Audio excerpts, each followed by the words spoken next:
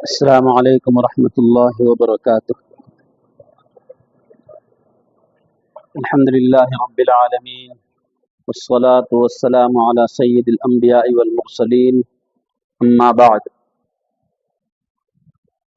حضرات حاضرین مجلس، صبح ہم گفتگو کر رہے تھے اور اللہ تعالیٰ کے حقوق اور بندوں کے حقوق جو ہم نے ادا نہیں کیے ہیں، قضا کر دیے ہیں، ہماری گردن پر ہیں، ان کو ادا کرنے کا اہتمام۔ پورے تصوف کا خلاصہ یہی ہے کہ خالق کے حق ادا کر دو، مخلوق کے حق ادا کر دو۔ اپنے جو حقوق ہیں مخلوق پر، اس میں جہاں تک ہو سکے درگزر سے کام لو، جہاں تک ہو سکے تسامح سے کام لو، لیکن اس کے برخلاف ہم لوگ دو بدترین بیماریوں میں مبتلا ہیں۔ ایک بیماری تو یہ ہے کہ اپنا حق وصول کرنے کی فکر، اپنا حق وصول کرنے کی فکر، دوسرے کے حق کو ادا کرنے کی نہ فکر نہ اہتمام۔ اور دوسری بیماری یہ کہ اپنا جتنا حق ہے اس سے زیادہ وصول کرنے کی فکر۔ تو بہرحال اس کو ہم آج دوپہر کی مجلس میں لے کر چلے تھے کہ جب آدمی کسی شیخ کے ہاتھ پر بیعت ہوتا ہے، اپنی اصلاح کی فکر کرتا ہے، بیعت اصلاح کرتا ہے، تو حقوق کے ادا کرنے کی فکر اس کے اندر پیدا ہوتی ہے، اہتمام اس کا شروع کرتا ہے۔ تو خالق کے حقوق ادا کرنے کی جب فکر ہو تو اس میں جو حقوق ہم نے ضائع کیے ہیں ان میں خاص طور سے 4 حقوق کے ادائیگی کا اہتمام کرنا پڑتا ہے جو قضا کر دیے ہیں۔ جو جاری حقوق ہیں وہ تو ادا کرنے ہی ہیں، لیکن جو قضا کر دیے ہیں ہم نے، وہ 4 حقوق کون سے ہیں؟ نماز، روزہ، زکوٰۃ اور قربانی، ہے نا؟ اس کو حساب لگا کر اہتمام کے ساتھ ادا کرنا چاہیے۔ اس کو پوری تفصیل کے ساتھ ہم نے دوپہر کی مجلس میں آپ کے سامنے عرض کر دیا تھا۔ اس میں نماز کی بحث سب سے پہلے آئی تھی، ہے نا؟ نماز قضاء عمری کس طرح سے ادا کی جائے، کیا اس کی نیت ہو اور حساب کتاب کس طرح سے لگایا جائے، وغیرہ وغیرہ، ہے نا؟ آپ حضرات میں سے پڑھے لکھے ماشاءاللہ بہت، کیا سبھی کچھ پڑھے لکھے ہیں۔ کمپیوٹرائز کوئی ایک چارٹ جس طرح سے میں نے بتایا تھا، اس طرح سے ایک چارٹ اگر کوئی صاحب اگر نکال کر لے کر آ جائیں تو وہ دوسروں کو دے دیا جائے جنس کو چاہیے، ہے نا؟ وہ لے کر اس کے زیروس کرا دیں اور زیروس کرا کر اور پھر قضاء عمری کے ادا کرنے کا اہتمام کریں۔ قضاء عمری سے متعلق 2 مسئلے اور سمجھ لیں۔ ایک یہ کہ قضاء عمری اگر سفر میں ہوئی ہے، کچھ نمازیں اگر سفر میں قضا ہوئی ہیں تو اس کو اگر ہم حضر میں، یعنی اپنے وطن میں، اپنے شہر میں، اپنے گھر میں اگر ادا کر رہے ہیں تو اس کو کتنی رکعت ادا کریں گے؟ 4 رکعت والی نماز کو 2 رکعت ادا کریں گے۔ 3 رکعت والی 3 رکعت، 2 رکعت والی 2 رکعت، لیکن 4 رکعت والی جو نمازیں ہیں ان کا حساب لگا کر۔ لیکن ظاہر سی بات ہے 5 سال 7 سال کی نمازیں اگر قضا ہیں تو اس کا حساب لمبا چوڑا ہے۔ اس میں اگر یاد نہ ہو، یاد نہ رہے کہ کب سفر میں گئے تھے ہم اور کتنے دن سفر میں گئے تھے، تو پھر اس کو پورا ہی شمار کر لیں، 4 رکعت پوری ہی پڑھ لیں اس کی۔ لیکن بعض لوگوں کا کام کاج ایسا ہوتا ہے کہ ان کو اکثر سفر میں رہنا پڑتا ہے، تو پھر وہ ان کو حساب لگا لینا چاہیے، اور حساب لگا کر سفر میں نمازیں اگر قضا کی ہیں تو اس کو حضر میں، اپنے وطن میں، اپنے گھر میں اس کو 4 کی 2 رکعت ہی ادا کرنی ہے۔ اور دوسرا اہم ترین مسئلہ وہ یہ ہے کہ ہمارے والدین یا بزرگ رشتہ دار جو اس دنیا سے رخصت ہو گئے، ان کے خاص طور سے والدین کے حقوق میں ہم نے بتلایا تھا، زندگی کے جو حقوق بتلائے تھے نا، وہ کیا بتلائے تھے؟ عظمت، محبت، اطاعت، رفع حاجت اور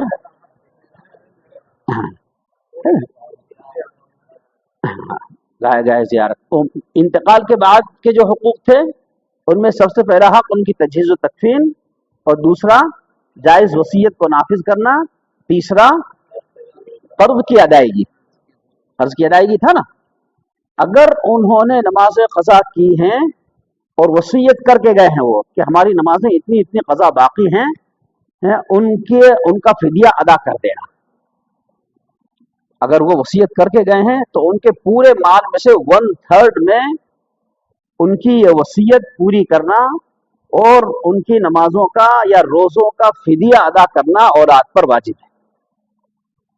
लेकिन अगर वो गफलत की ज़िंदगी में चले गए, है ना, उन्होंने न क़ज़ाए उम्री अदा की और ना औलाद को नमाजों का फिदिया अदा करने की वसीयत की, तो औलाद की सआदत है कि औलाद उनसे जो वरासत में माल मिला है उसमें से या जो खुद कमाया है औलाद ने उसमें से अपने वालिदैन की नमाजों का फिदिया अदा करने की कोशिश करें, जितना अदा कर सके। अच्छा, हमने खुद नमाज क़ज़ाए उम्री अदा करना शुरू कर दी और मसलन 1000 नमाजें हमारे ज़िम्मे क़ज़ा हैं, वो हमने अदा करना शुरू कर दी हैं, लेकिन अब हमें ऐसा अंदाजा हो गया, महसूस हो रहा है कि हमारा चल चलाव का वक्त आ गया है और 200 नमाजें क़ज़ा हमारे ज़िम्मे में बाकी हैं। तो अपनी औलाद को बिठाकर ये मसला समझा देना चाहिए, बता देना चाहिए कि बेटा मेरे ज़िम्मे इतनी इतनी नमाजें क़ज़ा बाकी थी, उनमें से इतनी मैं अदा कर चुका हूँ, इतनी नमाजें मेरी क़ज़ा बाकी रह गई हैं और ये देखो ये मैं टिक लगाता रहता हूँ, इससे तुम अचानक अगर मेरी मौत आ जाए तो तुम समझ लेना, तुमको हिसाब लगाना आसान है कि कितनी नमाजें मेरे ज़िम्मे क़ज़ा बाकी हैं। वो ये चार्ट है, इस चार्ट के ज़रिए से उसको तुम हिसाब लगा लेना और हिसाब लगाकर और मेरा जो तरका है, मेरा जो माद है, उसमें से मेरी नमाजों का, क़ज़ा नमाजों का जो बाकी रह जाएं उन नमाजों का फिदिया अदा कर देना, उन नमाजों का फिदिया अदा कर देना। नमाजों का और रोज़ों का फिदिया क्या है?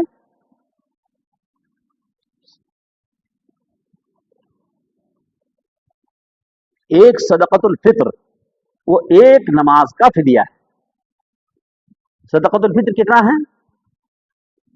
अभी ईद उल फित्र करीब आ रही है ना, इंशाअल्लाह मंडे की ईद होगी अल्लाह ने चाहा तो, है ना। मुझे सफर करना है, जाना है अपने बच्चों के पास, इसलिए मुझे ज्यादा लगी हुई है इस साल कि 29 का हो जाए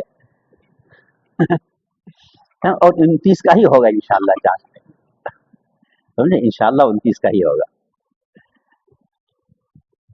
तो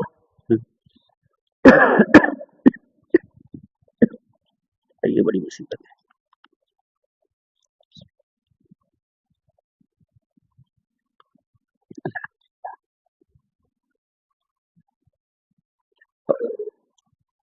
तो क़ज़ाए उम्री अदा करने के साथ साथ इसका एहतमाम रखें। मौत जिंदगी का कुछ भरोसा नहीं है ना। अपने बच्चों को या जो भी वारिसीन हैं उनको बता करके जाएं कि इतनी इतनी नमाजें मेरे ज़िम्मे क़ज़ा बाकी हैं, उन नमाजों का फिदिया अदा कर देना। तो एक नमाज का फिदिया है एक सदक़तुल फ़ित्र। एक आदमी का सदक़तुल फ़ित्र कितना है? हैं? ये बहुत बड़ी गलती है। यहाँ सदक़तुल फ़ित्र का मसला भी समझ लीजिए। वो गलती क्या है? सरकार आलम सल्लल्लाहु अलैहि वसल्लम ने 3 चीज़ों को मेयार बनाकर और सदक़तुल फ़ित्र बयान फरमाया है। वो 3 चीज़ें क्या हैं? गेहूं, खजूर और किशमिश। ये 3 चीज़ों को क्यों बयान फरमाया हुजूर ने? इनमें से हम लोग किससे निकालते हैं? गेहूं से। क्यों निकालते हैं गेहूं से?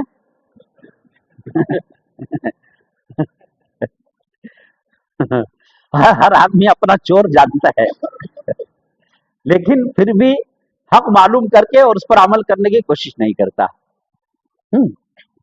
अच्छा, माशरे में हर इंसान एक हैसियत का नहीं है ना, हर एक की हैसियत एक दूसरे से कम ज्यादा है। तो हुजूर अकरम सल्लल्लाहु अलैहि वसल्लम ने शरीयत ने उसी एतबार से सदक़तुल फ़ित्र भी मुतय्यन किया है।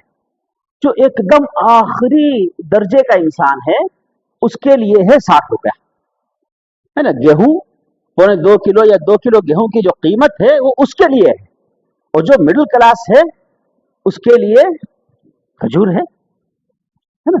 अच्छा, फिर खजूर में बहुत सारी किस्में हैं, तो अपनी हैसियत के मुताबिक जौन सी खजूर चाहे उस खजूर को मुतय्यन करके और उसके हिसाब से निकाले। उसके बाद फिर तीसरा किशमिश। किशमिश से जो सदक़तुल फ़ितर अदा होगा वो बहुत ज्यादा महंगा होगा।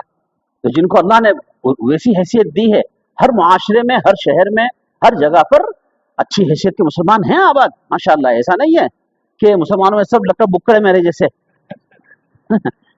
तो हर आदमी अपनी हैसियत के मुताबिक सदक़तुल फ़ितर निकाले, है ना। 60 रुपए को पकड़ करके बैठना सही नहीं है ना। इससे गरीबों का हक मारा जाएगा, गरीबों का हक मारा जाएगा। और इंसान के अंदर फितरत में बुखल है, वो बुखल और बढ़ेगा। तो बहरहाल एक नमाज या एक रोजे का फिदिया है एक सदक़तुल फ़ितर। अगर बहुत सारी नमाज और बहुत सारे रोजे जमा हो गए हैं तो फिर ठीक है, 60 रुपए के हिसाब से एक नमाज का फिदिया अदा कर दिया जाए। अच्छा, आदमी अपनी जिंदगी में क़ज़ा उम्री अदा करना चाहता था लेकिन नहीं अदा कर सका, और अब अदा भी नहीं कर सकता। इतना बूढ़ा हो चुका है या इतना शदीद बीमार है कि वो उसको अब उम्मीद नहीं है कि सेहतयाब होगा, सेहतयाब होकर और अपनी नमाजें क़ज़ा उम्री खुद अदा कर लेगा, इसकी उम्मीद अब बाकी नहीं रही। तो ऐसी हालत में भी वो खुद अपने हाथों से सदका, वो फिदिया नमाजों का या रोज़ों का जो उसकी गर्दन पर है वो अदा कर सकता है, वो अदा कर सकता है। एक रोजे का फिदिया भी एक सदक़तुल फ़ितर है और एक नमाज का फिदिया भी एक सदक़तुल फ़ितर है। ठीक है, ये दोपहर की गुफ्तगू यहाँ तक बाकी थी, ये हमने मुकम्मल कर ली। उसके बाद हमने आपसे अर्ज किया था कि दौरान गुफ्तगू बात आई थी अद्दुआ मुख्खुल इबादा, कि दुआ इबादत का मग़ज़ है। और मैंने आपसे अर्ज किया था कि रमज़ान मुबारक और अरफात का दिन, ये दो खास तौर पर और उमूमी एतबार से ईमान वाले का हर अमल अपने अंदर दुआ रखता है। कोई भी अमल हो, कोई भी अमल हो, उस दुआ, उस अमल को शरीयत ने, सरकार दो आलम सल्लल्लाहु अलैहि वसल्लम ने दुआ से जोड़ा है। यहाँ तक के जिस अमल को हम अपनी जरूरत समझते हैं उसमें सवाब की कोई तवक्को नहीं होती हमें, इस्तिंजा, पेशाब पाखाना, गुसल वगैरह या खाना पीना, ये जो इस किस्म के अमाल हैं ये भी दुआ से जुड़े हुए हैं। हर एक अमल की दुआ हुजूर अकरम सल्लल्लाहु अलैहि वसल्लम ने उम्मत को तालीम फरमाई है। उस दुआ का एहतमाम करने की फिक्र की जाए। उस दुआ के जरिए से, उन दुआओं के जरिए से सरकार दो आलम सल्लल्लाहु अलैहि वसल्लम ने उम्मत को वो शरीयत का बहुत बड़ा हिस्सा तालीम फरमाया है। बहुत बड़ा हिस्सा उन दुआओं के जरिए से हुजूर ने उम्मत को तालीम फरमाया है। तो एक तो उन दुआओं का एहतमाम हो। उन दुआओं के एहतमाम के साथ मैंने आपसे अर्ज किया था कि कुरान पाक की जो दुआ है वो अंबिया इकराम अलैहिस्सलाम की दुआ है, वो भी अरबी में है। हुजूर अकरम सल्लल्लाहु अलैहि वसल्लम की जो दुआएं हैं मसनून दुआओं में, वो भी अरबी में है।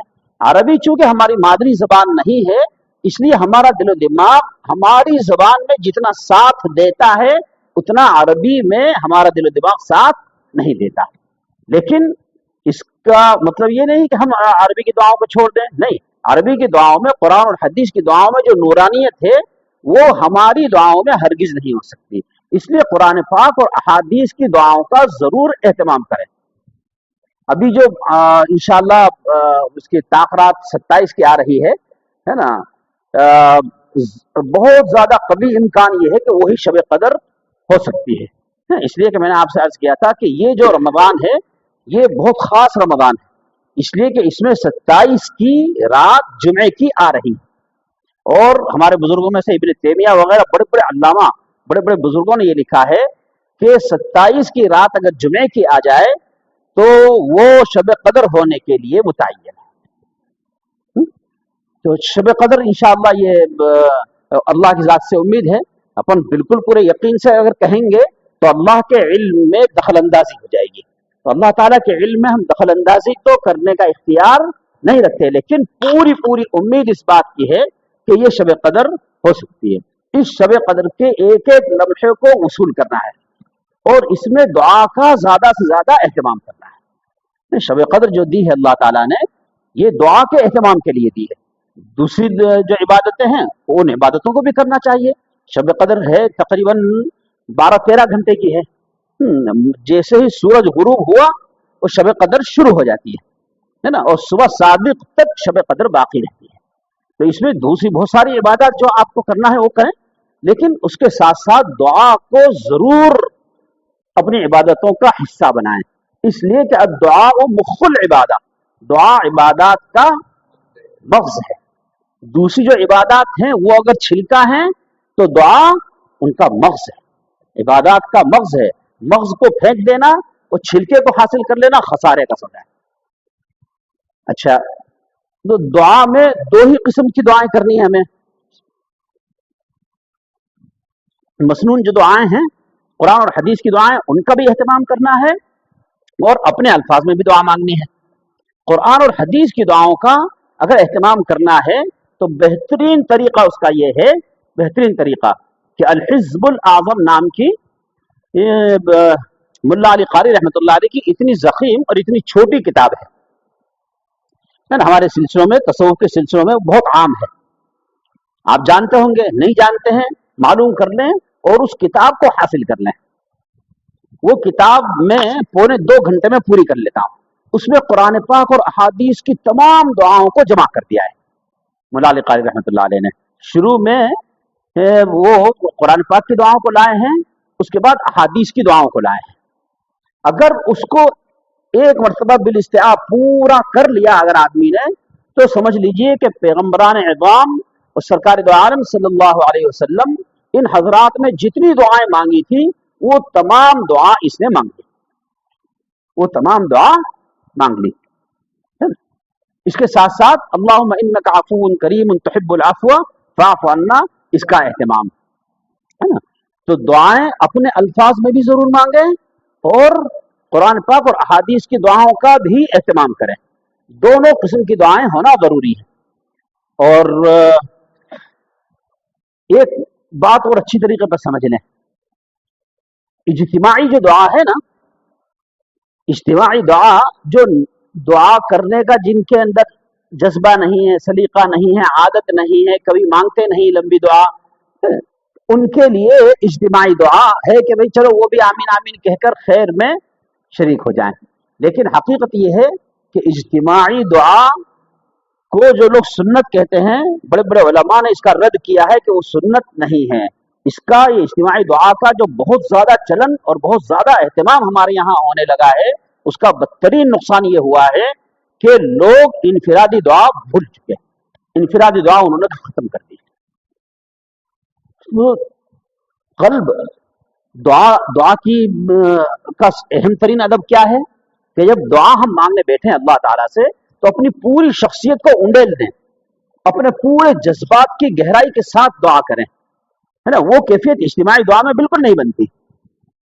और बहुत सारी चीजें ऐसी होती हैं कि जो इनफिरादी मांगने की है। अब वो बेचारा इज्तिमाई दुआ करने वाला मांग रहा है रब्बी जालनी मुकीमस्सलाह, या अल्लाह मुझे नमाज का पाबंद बना दे। आप बोल रहे हैं आमीन, आपको क्या मिला? वो दुआ करने वाला बेचारा नमाज का पाबंद बन जाएगा, आपको क्या मिलेगा? इस तरह से बहुत सारी अहादीस की दुआएं वाहिद के सेगे के साथ है ना। मैं इज्तिमाई दुआ को मना नहीं कर रहा, इज्तिमाई दुआ अगर होती है तो उसमें जरूर शरीक हो जाए, है ना, क्योंकि एक ही काम तो पूरी रात में करना नहीं है ना, मुख्तलिफ इबादतें करनी है।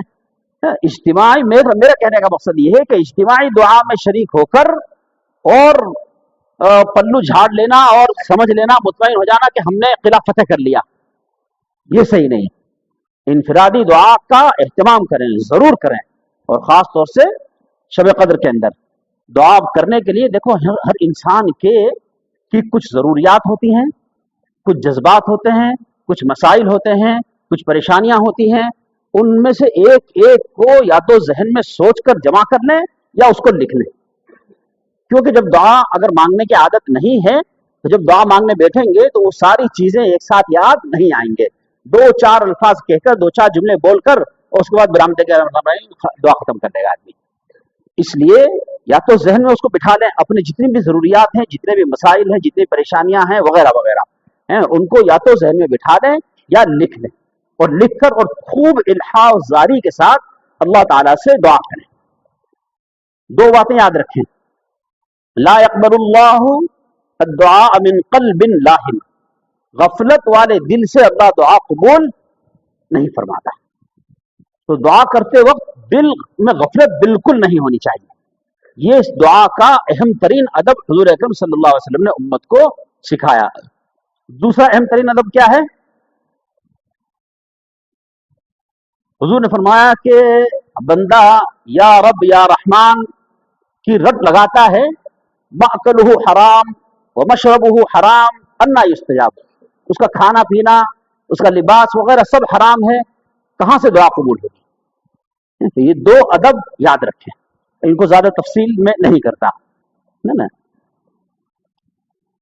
और तीसरा अहम तरीन अदब वो है दिल की कैफियत, कैफियत का बनाना। देखिए, मांगने के आदाब होते हैं कि नहीं होते? मांगने का अदब होता है, मांगने का तरीका होता है। उस तरीके से अगर आप किसी से सवाल करेंगे, मांगेंगे, तो मिलेगा आपको। कल्बी कैफियत को अगर समझना हो तो जो बेचारे साइल सड़कों पर पैसा मांगते हैं, उनको देखिए किस तरह से मांगते हैं। उनके चेहरे का जुग्राफिया देखा कभी आपने मांगते वक्त? है ना, चेहरा उनका बेचारों का कितनी इल्हा जारी, कितनी मस्कनत, अपनी बेचारगी, है ना, वो उस चेहरे से टपकती भी होती है कि नहीं होती? बस ये कैफियत हम अल्लाह के सामने बनाने वाले बन जाए। ये कैफियत अगर हमारी अल्लाह के सामने बन जाएगी तो अगर खाना पीना हराम भी है ना, और दूसरी बुराइयों में भी अगर आदमी मुब्तला है, अल्लाह ताला दुआ कबूल फरमाएगा। कैफियत असल है, कैफियत बननी चाहिए। एक बुजुर्ग ने वाकया जिक्र किया, वो कहीं किसी के यहाँ गए थे मुलाकात के लिए, या उन्होंने दावत की थी, और दावत के बाद जब चलने लगे वहां से, तो उनका छोटा बच्चा था, वो आके और अब्बा से लिपट गया। हाँ, अब्बा मुझे पैसा चाहिए, पैसा चाहिए। 1 रुपया गालबन वो मांग रहा था। हाँ, और बाप उसको वो 1 रुपया दे नहीं रहा था। क्यों नहीं दे रहा था? बाप के पास था 1 रुपया, लेकिन बाप ने इसलिए नहीं दिया कि ये उल्टी सीधी चीजें जाके वहां से खरीदेगा, दुकान से खाएगा, बीमार पड़ेगा।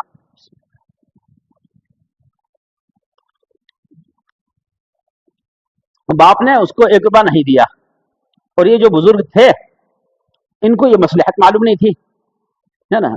अब वो लग लिपट के और खूब रो रो के मांग रहा है, और बाप उन बुजुर्ग को लेकर के और घर से बाहर निकलने की फिक्र में है। तो घर से बाहर निकलते निकलते उस बाप की निगाह से बचाकर वो बुजुर्ग ने 10 रुपए का नोट निकाल के उसके हाथ में थमा दिया। 1 रुपया मांग रहा था, है ना, लेकिन लग लिपट करके जो उसने मांगा, रो रो कर मांगा, है ना, तो 10 मिले उसको कि नहीं मिले? और बच्चा बड़ा होशियार था, उसने एक हाथ से 10 का सिक्का ऐसे पकड़ा, और पकड़ के दूसरे हाथ से अपने बाप का कुर्ता थाम के रखा, और ऐसे आंसू पोंछ के और देखा उसको, हाँ, ये 10 का सिक्का। वो खुशी खुशी बाप का दामन छोड़ा, जा तेरी इसी तेल लेते जा, ले भागा। ये कैफियत बननी चाहिए। ये कैफियत अगर बनेगी, अल्लाह ताला जरूर देंगे, जरूर कबूल होगी दुआ। देखो, कुरान करीम में सूरह अंकबूत की एक आयत है, फैदा रकीबू फिल फुल्की, कि जब ये मुशरिकीन कश्ती में सवार होते हैं, दावुल्लाह मुखलिसीन, अगर इनकी कश्ती भंवर में फंस जाए, हचकोले खाने लगे, अब डूबे जब डूबे, अब मरे जब मरे, तो ऐसी कैफियत इनकी होती है। अल्लाह ताला ने शिकवा किया है कुरान पाक में। तो दावुल्लाह मुखलिसीन, तो खालिस अल्लाह को पुकारते हैं, वो सारे माबूदान बातिला को भूल जाते हैं, भूल के वो सिर्फ अल्लाह को पुकारते हैं। फलम्मा नज्जाहुम इलल बर, जब हम इनकी कश्ती को साहिल पर लगा देते हैं, इलाहुम युशरिकून, फिर शिरक करने लगते। अच्छा, अल्लाह ताला को मालूम है, जिस वक्त अल्लाह ताला उनकी कश्ती को बचा देते हैं, साहिल पर लगा देते हैं, उस वक्त अल्लाह ताला को मालूम है कि नहीं कि इसकी फितरत है, ये बाहर निकलने के बाद, खुशकी में जाने के बाद फिर वही हरकत करेगा, मालूम है अल्लाह को, लेकिन इसके बावजूद अल्लाह ताला उनको निजात देते हैं। हाँ, भंवर से निजात मिलती है। मैं हज पर गया था एक मरतबा, तो हमारी फ्लाइट वो भी हज को खाने लगी थी। एयर होस्टेस और फ्लाइट का जो स्टाफ था वो इस तरह से फ्लाइट की जमीन पर इस तरह से बैठ गए वो लोग, और फ्लाइट एकदम तेजी के साथ नीचे लेकर के आया पायलट, है ना, इतनी तेजी के साथ लेकर आया कि हम ये समझ लगे कि फ्लाइट गिर रही है, फ्लाइट गिर रही है। बहुत जबरदस्त तूफान के लपेट में आ गया था और प्लेन इस तरह से हो रहा था। जब पीछे की तरफ से झुकता था तो हम समझते थे कि पीछे की तरफ से गया, फिर जब वो सीधा होकर के आगे की तरफ से झुकता था तो हम ये समझते थे कि अब आगे की तरफ से गया। उस वक्त इस आयत की तफसीर याद आई कि ओहो, कुरान ने जो कहा है, हाँ, कितनी सही बात कही। उस वक्त मौत याद आ गई थी, उस वक्त मौत याद आ गई थी। हमारे साथ फ्लाइट में जो औरतें थी चीखें मार मार कर रो रही थी। औरतें बेचारी कमजोर दिल की होती हैं, चीख मार मार करके रो रही थी। हम लोग अल्लाह के जिक्र में मशगूल थे, जिसको अल्लाह ने तौफीक दी। बहरहाल उस वक्त जो कैफियत बनी वो कैफियत जिंदगी में शायद कभी नहीं बनी, जिंदगी में कभी नहीं बनी वो कैफियत। तो ऐसी कैफियत बनाना है। वो कैफियत अगर बन जाएगी, अगर ईमान नहीं भी होगा अल्लाह ताला दुआ कबूल फरमाएंगे। जैसे मुशरिकीन की दुआ अल्लाह ताला ने खुद कुरान में फरमाया कि जब ये भंवर में फंसते हैं तो हमको पुकारते हैं, हम इनको निजात दे देते हैं, लेकिन ये लोग साहिल पर लगने के बाद फिर वही हरकत करने लगते हैं। तो अल्लाह ताला तो अल्लामुल ग़ुयूब है ना। अल्लाह ताला को तो क़यामत तक आने वाले छोटे से छोटे हालात और बड़े बड़े सब चीज का इल्म है उसको, लेकिन इसके बावजूद अल्लाह ताला उनको निजात देता है। क्यों निजात देता है? इसलिए कि उनकी वो कैफियत बन चुकी है। अल्लाह ताला को वो कैफियत की कदर है। दिल जो आदमी एकदम उंडेल देता है अल्लाह ताला के सामने, वो कैफियत अल्लाह ताला को बहुत पसंद है। अल्लाह ताला उस कैफियत को चाहते हैं। जब आज से तकरीबन 20-25 साल पहले गुजरात में जलजले आए थे, तो उस वक्त एक हाफिज आलिम साहब थे, उन्होंने अपना वाकया बयान किया कि जमीन फटी और हम लोग घर में मौजूद थे, उनके बीवी बच्चों के साथ वो मौजूद थे बेचारे। बोले जमीन फटी और फटने के बाद हमको लेकर अंदर चली गई, अंदर बिल्कुल अंधेरा। ऐसी जगह पर हम लोग चले गए कि वहां बिल्कुल अंधेरा और पानी की खौफनाक आवाजें आ रही थी वहां, और वो पानी इंतहाई गर्म था। मौत आगे सामने है ना। तो बोले कि उस वक्त जो मैंने अल्लाह से गिड़गिड़ा कर अल्लाह से मांगा कि या अल्लाह मेरी जान और मेरी बीवी बच्चों की जान बचा ले, हमको कुछ मोहलत दे दे ताकि हम नामे आमाल में कुछ नेकियां जमा कर लें, अभी हम पर मौत मुसल्लत न फरमा। आलिम आदमी थे माशाल्लाह और हाफिज भी थे, है ना। उन्होंने जिस अंदाज से भी मांगा उस अंदाज से मांगा होगा। एक तो आलिम आदमी थे और फिर दूसरे वो कैफियत बन गई थी उनकी कि जिस कैफियत पर अल्लाह ताला मुशरिक को भी निजात देता है, मुशरिक की भी दुआ कबूल करता है, तो ईमान वाले की क्यों नहीं करेगा? कैफियत बननी चाहिए, बस वो कैफियत हासिल करने की फिक्र करें, कैफियत हासिल करने की फिक्र में। वो उन आलिम साहब ने बतलाया कि थोड़ी देर गुजरी थी कि बड़ी खौफनाक किस्म की आवाजें आई और हमारे उस टुकड़े को, जिस टुकड़े पर हम लोग मौजूद थे, वो टुकड़ा बाहर आ गया, बाकी जमीन फटी की फटी रही। अल्लाह ने उनको निजात अता फरमाई। तो दोस्तों बुजुर्गों, अल्लाह ताला से मांगने से जरूर मिलता है ना। लेकिन मुसीबत यह है कि जब भी मांगते हैं हम तो दिल दिमाग पे दुनिया छाई रहती है, कभी ये नहीं मांगते कि या अल्लाह हज का टाइम करीब है, मेरे पास असबाब नहीं है, आप मुसब्बिबुल असबाब हैं, या अल्लाह हज के लिए असबाब पैदा फरमा दे, है ना। हमारे पास दो साहब ऐसे हैं कि जिन्होंने ये बातें सुनने के बाद उन्होंने रमजान के बाद दुआ करना शुरू की और 1-1.5 घंटा उन्होंने रो रो कर अल्लाह ताला से सिर्फ यही मांगा, या अल्लाह इस साल मुझे हज के लिए कबूल फरमा ले। उसी साल अल्लाह ने बुला लिया। कितना गैप होता है? रमजान के बाद शव्वाल, ज़ीक़ात, बस ज़िल हज में हज होता है और ज़ीक़ात में लोग जाना शुरू कर देते हैं।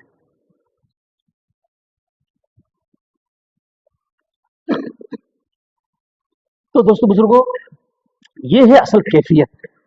اس کیفیت کو اپنے اندر پیدا کرنا ہے، یہ کیفیت اپنے اندر بنانی ہے. اس کے بعد یہ سمجھ لیجیے کہ رمضان المبارک میں وہ کیفیت کا بنانا بہت زیادہ آسان ہے، اور پھر اعتکاف میں وہ کیفیت کا بنانا بہت بہت زیادہ آسان ہے، اور خاص خاص راتوں میں تو بے انتہا آسان ہے. دیکھیے رمضان المبارک میں دعائیں قبول ہوتی ہیں زیادہ. کیوں قبول ہوتی ہیں معلوم ہے؟ کبھی سوچا آپ نے؟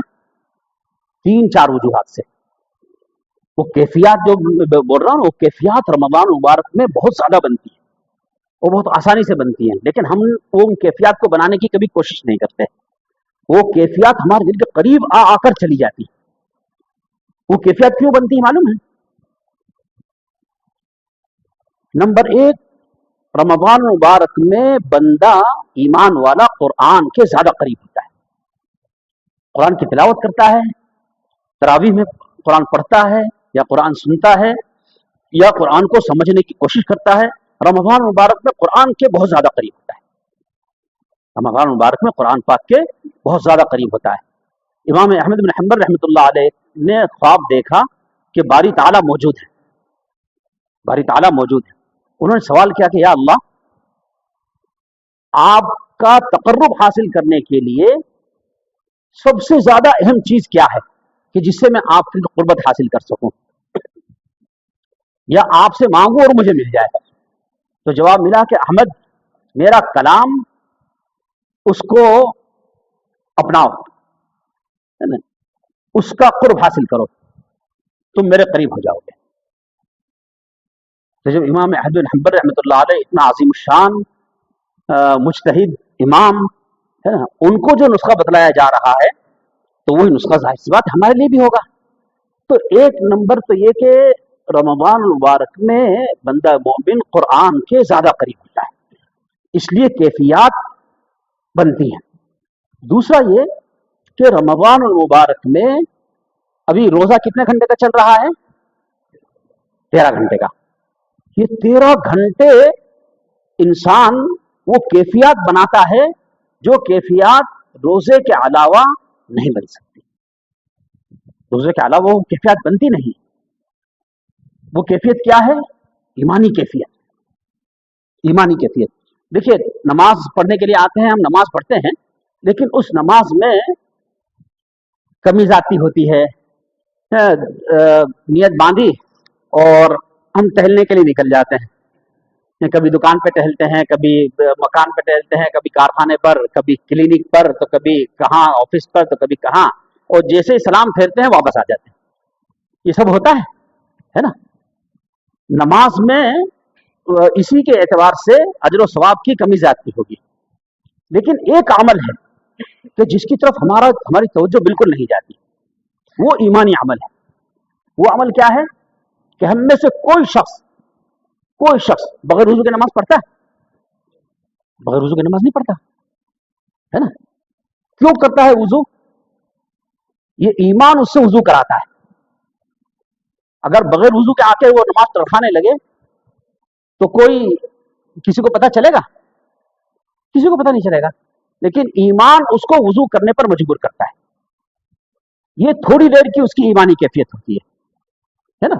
ہر عمل کے ساتھ ایمانی کیفیت تھوڑی بہت جڑی ہوئی ہے. روزہ ایسی چیز ہے کہ اس میں 13 گھنٹے مسلسل آدمی ایمانی کیفیات کو بڑھاتا رہتا ہے. اگر مسلمان نہ چاہیں روزہ رکھنا تو کوئی دنیا کی بڑی سے بڑی طاقت روزہ نہیں رکھوا سکتی.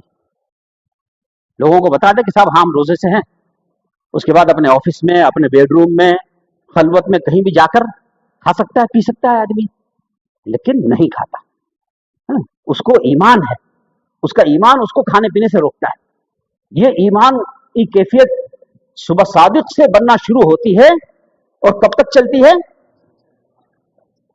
روزہ کے افطار تک. اسی لیے اللہ تعالیٰ نے فرمایا کہ الصوم لی، روزہ صرف میرے لیے ہے، وانا اجزی بہ، اور میں خود اس کا ثواب دوں گا. وہ اسی ایمانی کیفیت کی وجہ سے کہ اگر بندہ چاہے تو لوگوں کو یہ ظاہر کرے کہ میرا روزہ ہے، है ना, और खाता पीता रहे। और कुछ लोग करते भी हैं ऐसा। कौन करते हैं मालूम है? जो माजूर होते हैं, बेचारे माजूर होते हैं, डायबिटीज बहुत हाई है या और कोई तकलीफ है कि जिसकी वजह से रोजा रख नहीं सकते हैं, उनको हया होती है, बेचारों को शर्म होती है ना, कि लोगों को पता चलेगा तो लोग क्या सोचेंगे, है ना, इसलिए वो इसमें अपनी इस कैफियत को जाहिर नहीं करते। ये भी उनकी ईमानी कैफियत है। तो बहरहाल आदमी 13 घंटे मुसलसल वो ईमानी कैफियत बनाता रहता है, बनाता रहता है। ये ईमानी कैफियत अल्लाह ताला से हमको करीब करने में अहम किरदार अदा करती है। लेकिन अफसोस ये है कि हम लोग न इसको कभी सुनते हैं, ना पढ़ते हैं, ना समझते हैं, है ना। नियत बहुत अहम और जरूरी चीज है। नियत के साथ जो काम किया जाए दोस्तों बुजुर्गों, वो और बगैर नियत के जो काम किया जाए, दोनों में जमीन आसमान का फर्क है। हज़रत मौलाना आलिमिया रहमतुल्लाह अलैह बड़ी अजीमुशान शख्सियत गुजरी ना, पूरी तारीख इस्लाम के गिने चुने उलमा में से। वो फरमाया करते थे कि बदनीयती से उम्मत का इतना नुकसान नहीं है। ये बहुत गौर से सुनने की बात है, सुनो और समझो कि बदनीयती से उम्मत का इतना नुकसान नहीं हो रहा जितना जितना बेनियती से हो रहा है। क्यों? बदनीयती किसको कहते हैं समझ गए ना? नियत को खराब कर लेना, है ना। बाप के डर से मस्जिद में आ गए, है ना, या किसी और आदमी को कहीं रिश्ते की बात चल रही है तो अपने ससुराल वालों यानी आइंदा जो होने वाले ससुराल वाले हैं उनके सामने अपने आप को बहुत पारसा होकर के दिखाना है, क्योंकि वो ससुराल वाले जो हमारा ससुर होने वाला है वो हाफिज आलिम है ना, वो दीनी नुक्ते नजर से देखता है, वो सोच रहा है, वो देख रहा है कि ये दीनी एतबार से कितने पानी में है। हाँ, तो वो पीछे से आ रहा है वजू करके, तो अब हम बुगले भगत बन के और जल्दी से आगे साहब आधा घंटा पहले नमाज से नियत बांध के खड़े हो गए, है ना। ये है बदनीयती, ये है बदनीयती। और आमाल हम कर रहे हैं, उन आमाल से जो फायदे हासिल होने चाहिए उनकी नियत नहीं है, यह है बेनियती, यह है बेनियती। तो रोजे से ईमानी कैफियत हमारी बनती हैं, इसकी हमारे अंदर नियत होनी चाहिए। नियत अगर होगी तो उसकी कैफियत को आप महसूस करेंगे, ईमानी कैफियत को महसूस करेंगे। लेकिन नियत ही नहीं है तो नहीं महसूस होगी, यह है बेनियती। तो हमारे बुजुर्गों का कहना यह है कि उम्मत का नुकसान बदनीयती से उतना नहीं हो रहा। क्यों नहीं हो रहा? कि बदनीयती को इंसान बुरा समझकर करता है और फिर बाद में इस्तिग़फ़ार भी कर लेता है अल्लाह से, अगर उसको तौफीक हो गई तो तौबा भी कर लेता है बदनीयती से, है ना, कि या अल्लाह मैंने उसमें रियाकारी कर ली थी, है ना, या अल्लाह माफ फरमा और रियाकारी से मेरी हिफाजत फरमा, है ना। तौफीक हो जाती है उसको बदनीयती से बचने की। लेकिन बेनियती कर ली उसको गुनाह ही नहीं समझता, और गुनाह है भी नहीं, अपने हाथों से अपने पैर पर कुल्हाड़ा मारना है। बेनियती से अपने अमल का सवाब खत्म करना है या कम करना है ना। तो नियत इतनी अहम चीज है, और नियत के साथ अगर हम रोजा रखें तो पूरे 13 घंटे ईमानी कैफियत बनती रहेंगी। नमाज में आधा घंटा हमने नमाज पढ़ी, है ना, उसके बाद वो कैफियत खत्म, और दूसरा कोई अमल किया, कुरान पाक पढ़ा, थोड़ी देर पढ़ा, उस वक्त शायद ईमानी कैफियत बनेगी, खत्म। फिर रोजा जो ईमानी कैफियत देता है वो कोई दूसरा अमल नहीं देता।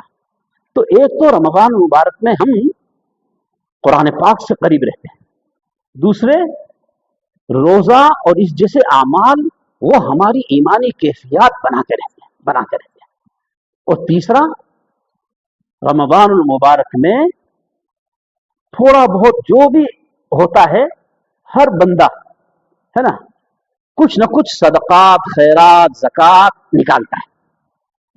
ये बहुत बड़ा अमल है, बहुत बड़ा अमल है दोस्तों बुजुर्गों, इसको छोटा अमल नहीं समझना चाहिए। हजरत सालेह अलैहिस्सलाम के जमाने में एक शख्स उनकी कौम का था, और वो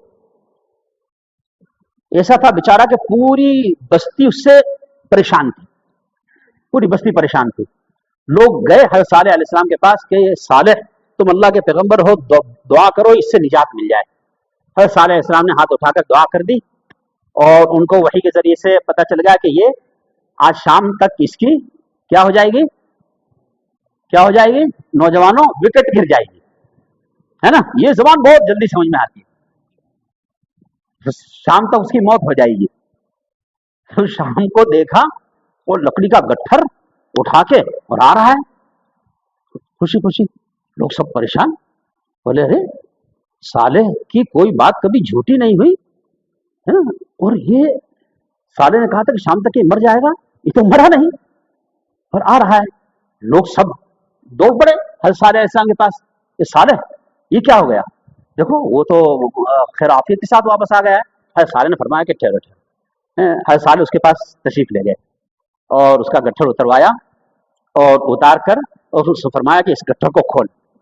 गट्ठर को खोला, इतना मोटा अजदहा अंदर बैठा हुआ था, उसकी लकड़ी के गट्ठर के अंदर अजदहा बैठा हुआ था। हज़रत सालेह अलैहिस्सलाम ने फरमाया कि देखो ये अजदहा, इसके ऊपर अल्लाह ताला ने मुसल्लत फरमाया था, लेकिन अल्लाह ने फैसला बदल दिया। क्यों बदल दिया? उससे पूछा भाई तूने आज कौन सा नेक काम किया है? बोले मुझे तो मालूम नहीं कौन सा नेक काम किया। हज़रत सालेह अलैहिस्सलाम तो के पैगंबर थे, वही के जरिए उनको बता दिया गया। हज़रत सालेह अलैहिस्सलाम ने फरमाया कि आज दोपहर में खेत में तू रोटी खाने के लिए बैठा था तो कोई मांगने वाला आया था? हाँ आया था। तूने क्या किया? तो बोले उसको मैंने रोटी का थोड़ा सा टुकड़ा तोड़ के उसको दे दिया। हज़रत सालेह अलैहिस्सलाम ने फरमाया कि देखा ये जो अमल इसने किया है, इस अमल की बरकत ने इसको मौत से बचा दिया, बुरी मौत से बचा दिया। सदका दोस्तों इतनी अजीम शान इबादत, ये सदकात भी, सदकात खैरात ज़कात वगैरह खूब होते हैं, है ना। तो ये तीन अमल ऐसे हैं कि इन तीन अमाल के जरिए से हम अल्लाह ताला के करीब होते रहते हैं, होते रहते हैं। अच्छा तुम्हें आपको ये तो मालूम है कि हर नेक अमल के साथ दुआ हुजूर अकरम सल्लल्लाहु अलैहि वसल्लम ने जोड़ी है और फरमाया कि नेक अमल करो फौरन अल्लाह ताला से मांग लो। जैसे पूरे दिन आपने 13 घंटे रोजा रखा, अफ्तार करने के लिए बैठे, हुजूर ने क्या फरमाया कि अफ्तार जो कर रहे हो तुम, ये तुम्हारी दुआ की कबूलियत का अहम मौका है, दुआ की कबूलियत का अहम मौका है। क्यों है? इसलिए कि पूरे 13 घंटे की एक इबादत आपकी मुकम्मल हो रही है। नमाज के बाद फरमाया हुजूर ने कि नमाज के बाद दुआ करो, नमाज के बाद दुआ कबूल होती है, नेक अमल है नमाज, है ना। तो इस तरह से हम जो भी कुछ खैरात सदकात वगैरह करते हैं, उससे एक तो ईमानी कैफियत हमारी बढ़ती हैं और अल्लाह ताला का तकर्रुब बढ़ता है।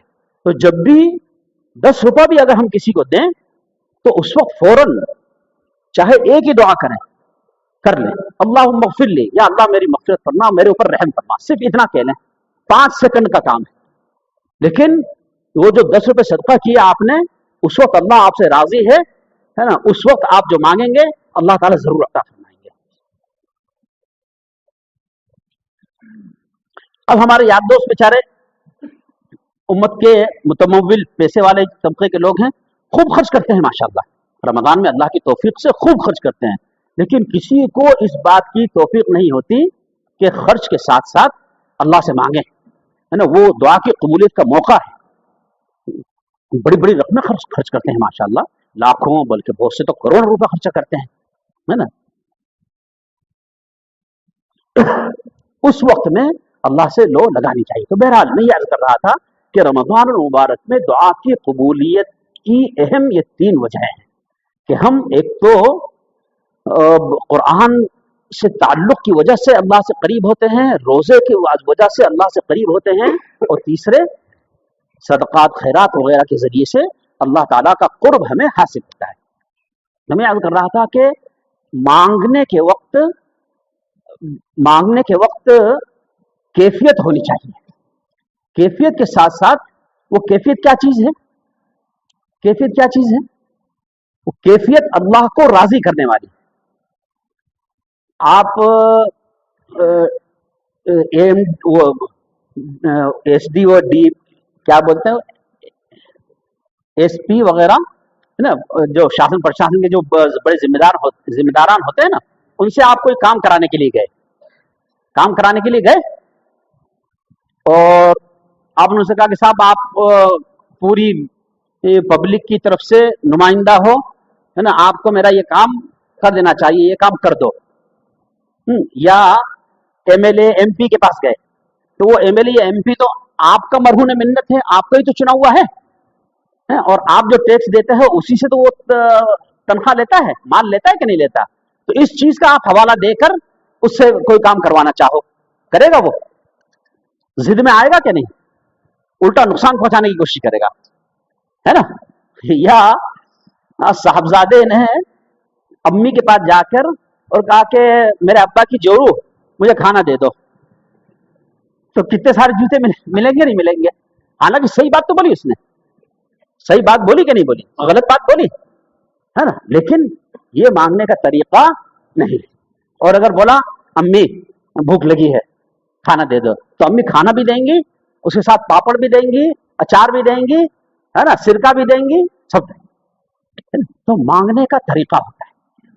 लेकिन हम लोगों को न मांगने की जरूरत है, न मांगने का सलीका सीखने की जरूरत है।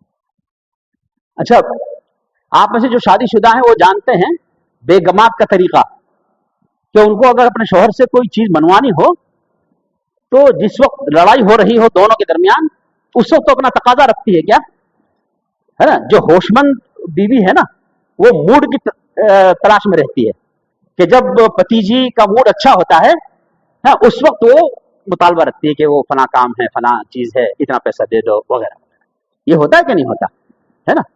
यही हाल अल्लाह ताला का है ना, कि अल्लाह ताला भी जब राजी और खुश होगा, फौरन आपकी दुआ कबूल होगी, फौरन दुआ कबूल होगी। और अल्लाह ताला राजी किन चीजों से होते हैं? नेक अमल से। इसीलिए हर नेक अमल के साथ हुजूर ने दुआ जोड़ी, कि नेक अमल करो, उसके साथ दुआ करो। रोजा रख लिया, रोजा खोल रहे हो, दुआ करो। कुरान पाक पढ़ लिया, दुआ करो। नमाज पढ़ ली, दुआ करो। तो बहरहाल ये कैफियत बनाकर और उसके बाद दुआ में लगे, इंशाअल्लाह दुआ जरूर कबूल होगी। और ला यक़बलुल्लाहु मिन क़ल्बिन लाहिन, इसका ख्याल रहे कि गफलत वाले दिल से अल्लाह ताला दुआ कबूल नहीं फरमाता है। इसके बाद एक और बात अर्ज कर दूं, उसके बाद अपनी गुफ्तगू को खत्म करूंगा इंशाअल्लाह, कि हम लोग ये समझते हैं कि जो चीज अल्लाह ताला से मांगी वो नहीं मिली, तो गोया हमारी दुआ कबूल नहीं।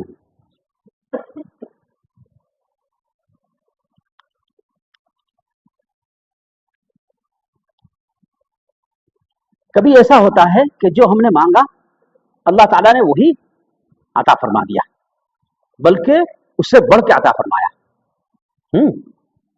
हम किसी बैलगाड़ी के टिकट का इंतजार कर रहे थे कि किसी भी मरी गिरी ट्रेन का टिकट मिल जाए, ताकि उज्जैन पहुंचकर अपने उज्जैन के दोस्त अहबाब से, अपने रिश्तेदारों से, अपने बुजुर्गों से मुलाकात हो जाए।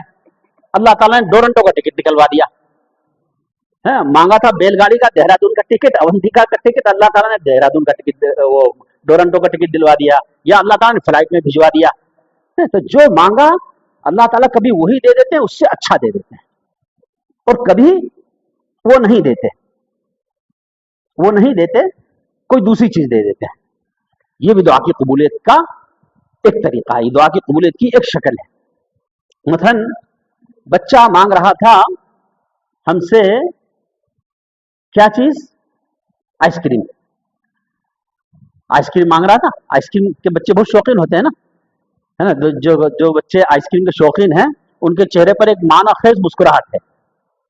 तो बहरहाल आइसक्रीम बहुत अच्छी लगती है, और बाप को मालूम है कि आइसक्रीम खाएगा मरेगा, बीमार पड़ेगा कम वक्त, और फिर मुझे दौड़ाएगा हॉस्पिटल, है ना, और पैसा भी खर्चा करवाएगा, हम सब घर वालों को परेशान करेगा।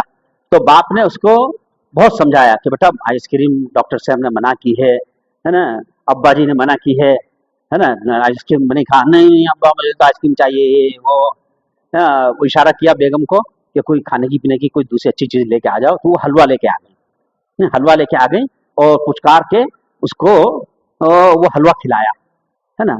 अब वो हलवा जैसे उसने मुंह में रखा तो टेस्ट आया, तो आइसक्रीम भूल गया ना बच्चा आइसक्रीम, ہے ना। अब वो खा के और खेल में लग गया। तो अल्लाह ताला भी ऐसे ही करते हैं अपने बंदे के साथ। अल्लाह ताला को मालूम है कि ये आइसक्रीम खिलाऊंगा इसको तो ये खुद अपना नुकसान करेगा, अपने बाप का नुकसान करेगा, हॉस्पिटल आबाद करेगा ना, वगैरह वगैरह। अल्लाह ताला आइसक्रीम के बजाय हलवा खिला देते हैं। ये भी दुआ की कबूलियत की एक शक्ल है, दुआ की कबूलियत की एक शक्ल है। अच्छा, दुआ की कबूलियत की तीसरी शक्ल क्या है कि कोई मुसीबत नाजिल होने वाली होती है, अल्लाह ताला उसको उस दुआ की बरकत से दफा कर देते हैं, उस दुआ की बरकत से दफा कर देते हैं। आपने बहुत मरतबा सुना होगा कि अरे वो बाजू वाला था, वो बाल बाल बच गया, और दूसरा वो मर गया बेचारा। ये बिल्कुल सच्चा एक वाकया मैं आपके सामने जिक्र करूं। वहां जब हम लोग उसमें थे, दारुल देवबंद में पढ़ते थे, उस वक्त एक दोस्त ने नई नई बाइक ली और वो बाइक लेके जा रहा था। उसने देखा बस स्टॉप पर दोस्त खड़ा है, वो उसके पास लेकर पहुंच गया और उसने सलाम मुलाकाम किया। उसने पूछा, अरे यार नई बाइक निकाली तूने? हाँ हाँ यार नई बाइक निकाली है। कितने की है? ऐसा है वैसा, ये दो चार बातें हुई और उस दोस्त ने उस अपने जिगरी दोस्त को पेशकश की कि आजा मैं तुझे छोड़ देता हूँ। दो तकल्लुफ करने लगा। उसने बोला अब तो तू ही चलाएगा, मैं पीछे बैठूंगा। उसने उसको मजबूर कर दिया। वो बेचारा बाइक पे ड्राइव करके बाइक को लेकर जाने लगा और ये जो बाइक का मालिक था ये पीछे था। बाइक का मालिक पीछे बैठ गया, ये चलते हुए जा रहे थे और एक जगह पर फाटक लगा हुआ था, वहां ट्रेन आने वाली थी, गाड़ियां सब रुकी हुई थी। इसने भी अपनी बाइक इधर से उधर से ले जाकर बाइक उसके करीब पहुंच गया, फाटक के करीब, क्योंकि बाइक तो खांचा कोना से निकल के और जल्दी आगे पहुंच जाती है, तो वो जल्दी से आगे पहुंच गया। वहां एक दरख्त था, उस दरख्त के ऊपर सांप लटक रहा था। उस सांप ने कमबख्त ने नीचे नाजिल होकर और जो पीछे बैठा हुआ बाइक का मालिक था ना, उसको काट के निकल गया। ये वो इतना जहरीला था कि जैसे ही वो काट के निकला वैसे उसको गशी होने लगी और बेहोश होने लगा। तो लोग चिल्लाए, कह रहे वो सांप जा रहा है, सांप सांप सांप, मारो सांप सांप। तो मौत किसकी आई थी?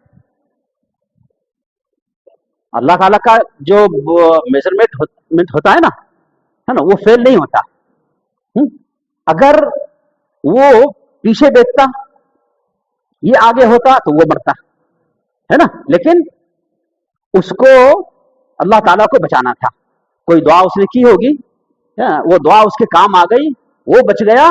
और जो असल बेचारा बाइक का मालिक था जो आराम से जा रहा था, है ना, वो उसने खुद अपने हाथों से अपनी मौत को दावत दी, अपनी मौत को दावत दी, है ना। तो इस तरह के वाकयात बहुत होते हैं। हमारे दारुल देवबंद के शेखुल हदीस अभी जो गुजरे ना 2 साल पहले, नाम याद है आपको? मुफ्ती सईद साहब रहमतुल्लाह अलैह, पालनपुर के थे। जब हम लोग इफ्ता में थे जिस साल, उस साल बड़ा जबरदस्त हादसा पेश आया था। उस हादसे में उनके नौजवान साहबजादे, सबसे बड़े साहबजादे, हाफिज थे, आलिम थे, मुफ्ती थे और बहुत अच्छे मिजाज के आदमी थे बेचारे, वो उस हादसे में शहीद हो गए थे। उस हादसे में तकरीबन 30-35 आदमी शहीद हुए थे। वो हादसा क्या था कि देवबंद से मुजफ्फरनगर बड़ा शहर है, करीब में 25-30 किलोमीटर, वहां लोग सामान लेने के लिए जाया करते थे और वहां से वापसी में अगर देर हो जाती थी तो शाम को 7-8 बजे के बाद कोई सवारी उनको नहीं मिलती थी। ऐसे लोग बेचारे सब बस स्टैंड पर जमा हो जाते थे और पीछे से आने वाला कोई भी ट्रक व्रक मिलता था तो उसमें सवार हो के उसको किराया दे के और चले जाया करते थे। इत्तेफाक ऐसा था कि इस तरह के सब लोग बेचारे 30-35 आदमी जमा थे और एक गाड़ी आती हुई नजर आई, उस पर लिखा हुआ था मिल्क वैन। मिल्क वैन समझ गए ना, दूध की गाड़ी। वो उसमें जो दूध के कैन रखे हुए थे, उन कैनों के अंदर भरा हुआ था तेजाब। कैन के अंदर भरा हुआ था तेजाब। ये लोग समझे कि दूध की गाड़ी है, ये दूध के कैन है। वो 30-35 आदमी खड़े हो गए, उस पर सवार हो गए। तो क्लीनर जो होता है ट्रक वाले के बाजू में, वो क्लीनर के ऊपर इसको डाउट था, किसको? ड्राइवर को, है ना। ये क्लीनर पीछे था, है ना, वो लोगों से किराया वसूल करने के लिए। تو اس نے سوچا کہ یہ سارا کہیں اپنی جیب میں نہیں رکھ لے، کچھ غبن نہیں کر لے، اس وجہ سے اس نے اس کو بلا کے اس کو تھما دیا اسٹیئرنگ، اور خود چلا گیا پیچھے، خود چلا گیا پیچھے۔ اب یہ بیچارہ کلینر، ہاں، ان کا ہاتھ صاف نہیں ہوتا، اس نے کہیں گڈھے میں اتار دی گاڑی، گڈھے میں اتاری گاڑی، اور ایک کین جس کا ڈھکن لوز تھا وہ ڈھکن کھلا، وہ ڈھکن کھلا اور اس میں سے تیزاب نکل کے اور ان لوگوں کے اوپر گرا، اور اتنا خطرناک تیزاب تھا کہ ڈاکٹروں نے رپورٹ میں لکھا تھا کہ اتنا سا بھی تیزاب اگر کسی کو لگا ہے نا تو وہ بچے گا نہیں، اتنا خطرناک تیزاب تھا۔ تو وہ تیزاب اڑا ان کے اوپر، انہیں میں یہ بھی تھا ڈرائیور، اس کی آئی بھی تھی موت، کلینر کی زندگی تھی، اس کو اللہ تعالیٰ نے وہاں بھیج دیا ہے نا، اور اس کو پیچھے بھیج دیا۔ اب وہ تیزاب جب ان کے اوپر اڑا تو یہ کین کے اوپر اور کین کا تیزاب ان کے اوپر، اس گاڑی میں سے چھلانگ لگا لگا کر وہ لوگ کودے، اور کتنے آدمی تھے ایسے تھے کہ جنہوں نے اپنے کپڑے اپنے ہاتھوں سے پھاڑ کر پھینکے اور ننگے دوڑ لگائی، بے تحاشا چیختے چلاتے ہوئے دوڑ لگائی۔ انہی میں مفتی سعید صاحب رحمۃ اللہ علیہ کے یہ سب سے بڑے صاحبزادے اسی میں موجود تھے، وہ بھی بیچارے اسی کا شکار ہو کر اس دنیا سے رخصت ہو گئے۔ وہ 30-35 آدمی ایک ساتھ اس حادثے میں شہید ہوئے، کوہرام مچ گیا تھا، رمضان کے دن تھے، رمضان کے دنوں میں یہ حادثہ پیش آیا تھا۔ تو بہرحال میں اس سے بس صرف یہ بتانا چاہ رہا تھا آپ کو کہ دیکھیے دعا اللہ تعالی سائڈ میں رکھ دیتے ہیں، اور اس دعا کے بدلے میں کوئی مصیبت اس پر سے دفع کر دیتے ہیں۔ کلینر کے اوپر سے اللہ تعالیٰ نے مصیبت کو دفع کر دیا۔ یہ 3 شکلیں ہو گئی دعا کی قبولیت کی۔ دعا کی قبولیت کی چوتھی شکل یہ ہے کہ کل قیامت میں جنت میں جانے والے بعض لوگ ہے نا، جنت میں جب چلے جائیں گے کوئی ڈاؤٹ نہیں رہے گا، تو اب ہنسی خوشی ہے نا، اب اللہ تعالیٰ سے پوچھیں گے کہ یا اللہ میرے کرتوت تو بہت خراب تھے دنیا میں ہے نا، اور نیک اعمال بھی کچھ نہیں تھے، میں یہاں تک کیسے پہنچ گیا؟ یہ سوال کریں گے ہم لوگ۔ اللہ تعالیٰ کی طرف سے ان کو جواب ملے گا کہ تیری فلاں فلاں فلاں فلاں دعا وہ میں نے محفوظ کر رکھی تھی، اور بس صرف ان دعاؤں کے بدلے کے طور پر میں نے تجھے جنت میں بھیجا۔ اس وقت وہ کہے گا کہ یا اللہ میری دنیا میں کوئی بھی دعا آپ نے قبول نہ کی ہوتی تو اچھا تھا۔ بہرحال تو کیا پتہ چلا کہ دعا کی قبولیت کی یہ 4 شکلیں ہیں، 4 میں سے کسی بھی شکل سے اللہ تعالیٰ دعا قبول فرما سکتے ہیں۔ وآخر دعوانا